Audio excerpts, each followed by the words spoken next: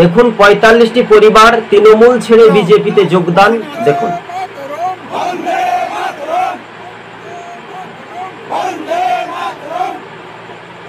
হ্যাঁ দর্শক বন্ধুগণ, দেখতে পেলেন শুভেন্দু অধিকারী জেলা বা বীরভূম জেলা, এই দুই জেলা থেকে কার্যত যোগদান প্রতিনিয়ত আমরা দেখতে পাচ্ছি। তৃণমূলের ৪৫টি পরিবার এক ঝাঁকে তরুণ থেকে তুর্কিরা ভারতীয় জনতা পার্টি দলে যোগদান।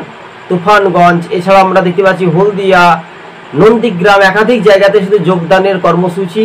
অন্যদিকে উত্তরবঙ্গে থেকে দক্ষিণবঙ্গে চিত্রটা একদম আলাদা হলেও ভারতীয় জনতা পার্টির একটা ক্রমশ যোগদানের হিড়িক।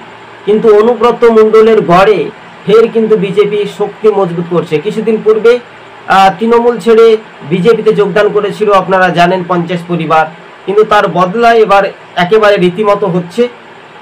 তাই তো টিভি সকাল ইউটিউব চ্যানেলটি ভালো লাগলে সাবস্ক্রাইব করে সঙ্গে থাকবেন।